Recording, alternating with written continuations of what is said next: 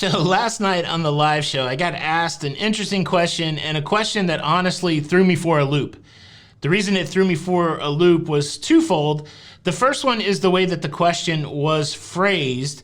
The question was phrased in a way that maybe called into question my integrity, which bummed me out.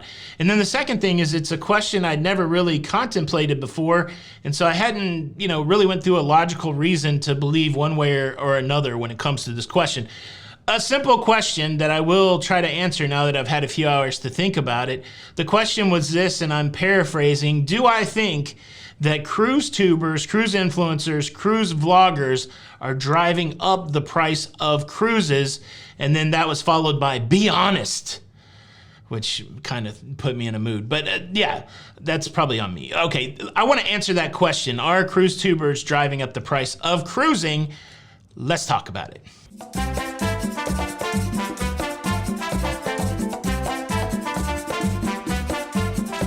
Hey, what's up, everybody? Welcome to La Lido Loca. I am your host, Tony, here with everything going on in cruising. Well, like I said, the question threw me for a loop. The first thing that did annoy me was the fact that the person said, be honest. To me, when I'm having a conversation with somebody and they throw in this, please be honest, the suggestion is there are times when I am dishonest when I am talking to you.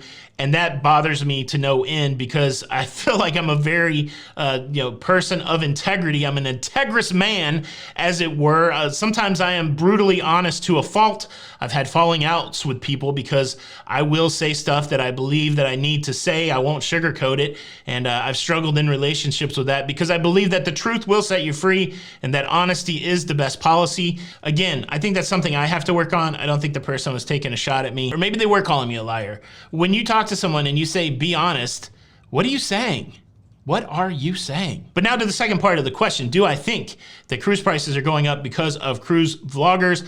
I had to think about that for a while and kind of piece together the logic. There were people piecing together the logic in the live chat last night, and I think the most reasonable argument is this.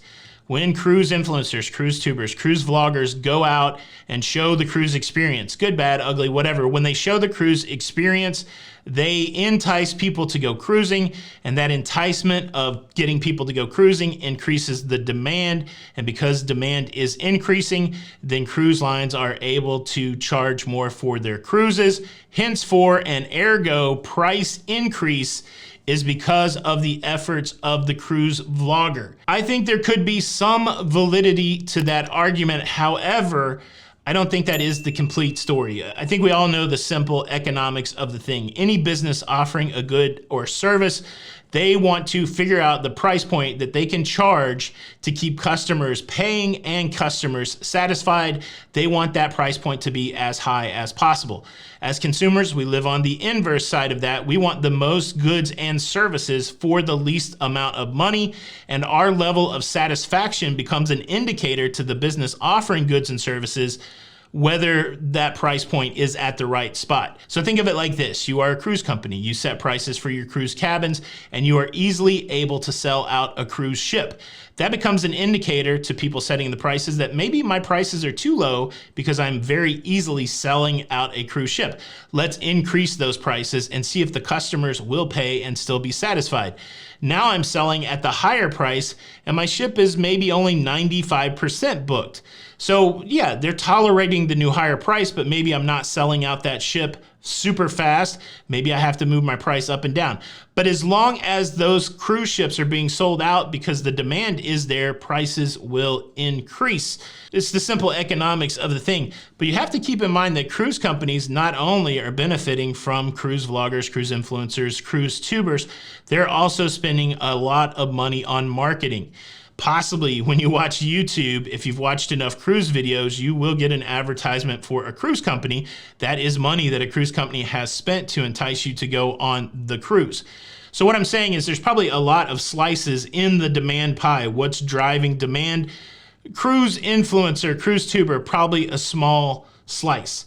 So if we want to say that because of that small slice that some form of price increase is happening, then maybe the answer to the question is yes. Me personally, I don't have the data on it, but me personally, I just can't imagine it being that big of a piece of the pie to actually drive prices up. I think if there was no cruise influencer, if there was no cruise tuber, demand would be on the rise right now and cruise prices would be going up. Maybe the cruise influencer is making that happen at a quicker rate. I don't know. I really don't know, but I think I've worked the logic out on it, and that's the logic I've worked out on it. I would love to hear your opinion. Do you think that cruise influencers, cruise tubers, cruise vloggers are driving up the price of cruising? Interesting stuff. Yeah, I hope you enjoyed this little conversation. Welcome to my Tony Talk. I hope you've enjoyed this conversation. If so, show your support by hitting the like button. This is Tony for La Lido Loca, and until the next time, we'll see you on the Lido. Bye.